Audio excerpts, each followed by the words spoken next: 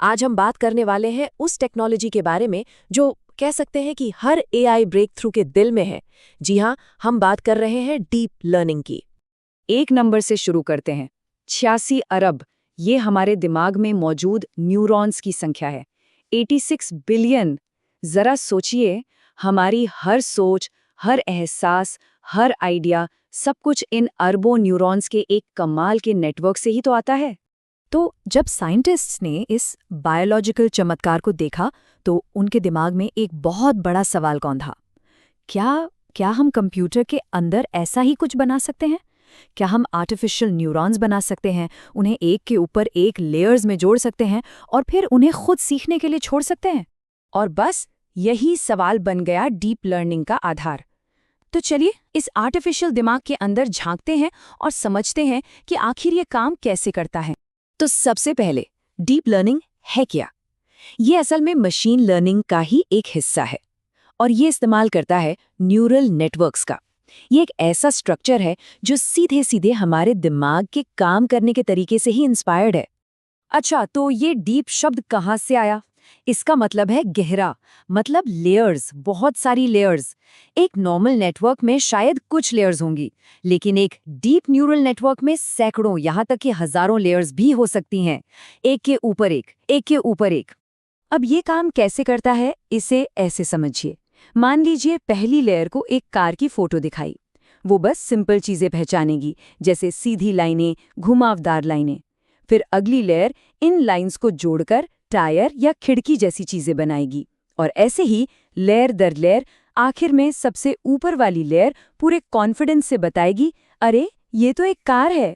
तो ठीक है, ये थ्योरी तो बड़ी दिलचस्प है, लेकिन ये एक आइडिया से दुनिया बदलने वाली हकीकत कैसे बन गई?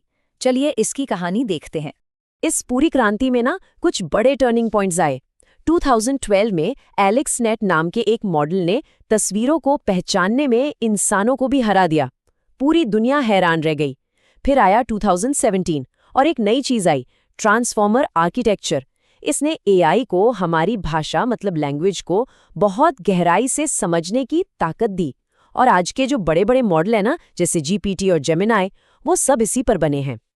और जब रिसर्चर्स ने सोचना शुरू किया, अच्छा ये और क्या क्या कर सकता है, तो जो जवाब मिला वो हैरान करने वाला था। जवाब था लगभग सब कुछ। हम शायद ध्यान भी नहीं देते, लेकिन डीप लर्निंग हमारी रोज की जिंदगी में घुल मिल चुका है। जब फोन पर सिरी या गूगल असिस्टेंट से बात करते हैं, या जब स्मार्टफोन का कैमरा खुद ब खुद परफेक्ट फोटो के लिए चेहरे पर फोकस कर लेता है, या फिर यूट्यूब पर वीडियो के सबटाइटल्स अपने आप बन जाते हैं, इन सब के पीछे का जादू यही डीप लर्निंग है। चलिए अब आते हैं मुद्दे की बात पर। एक बिजनेस प्रोफेशनल के लिए इन सब चीजों का क्या मतलब है, इसे समझना बहुत जरूरी है। इसे ऐसे सोचिए, डीप लर्निंग हर एआई टूल के हुड के नीचे का इंजन है। अब देखिए, कार चलाने के लिए इंजन बनाना सीखना जरूरी नहीं है ना? ठीक वैसे ही एआई टूल्स इस्तेमाल करने के लिए डीप लर्निंग का एक्सपर्ट होना जरूरी नहीं है।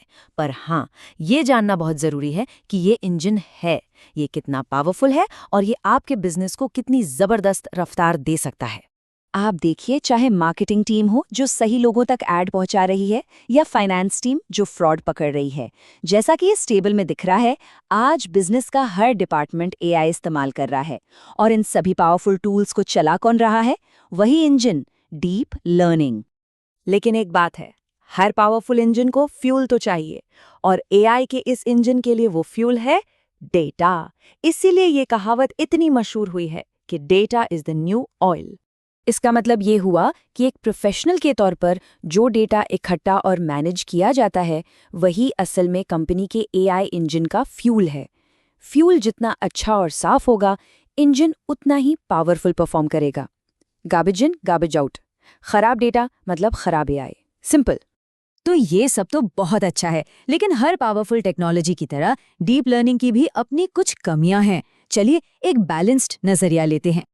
तो देखिए, एक तरफ इसकी ताकत है कि ये पैटर्न पहचानने में इंसानों से भी बेहतर है और ऐसे काम कर सकता है जो पहले नामुमकिन लगते थे। लेकिन दूसरी तरफ इसकी कुछ सीमाएं भी हैं। इससे बहुत बहुत ज्यादा डेटा चाहिए। इसे चलाने के लिए जबरदस्त कंप्यूटिंग पावर लगती है, और कभी-कभी ये एक ब्लैक बॉक्स बन जाता है। मतलब हमें आउटपुट तो मिल जाता है, पर ये पता नहीं चलता कि एआई उस नतीजे पर पहुंचा कैसे। लेकिन इन चुनौतियों के बावजूद एक बात साफ है, इसके जो नतीजे हैं वो वाकई क्रांतिकारी हैं। ऐसे नतीजे जो 10 साल पहले किसी साइंस फिक्शन मूवी का हिस्सा लगते थे। जरा सोचिए, नई दवाइयाँ खोजने में मदद मिल रही है, हजारों साल पुरानी भाषाएं ट्रांसलेट हो रही हैं, और तो और हर स्टूडेंट के हिसाब से एजुकेशन को पर्सनलाइज किया जा रहा है। ये सब हो रहा है।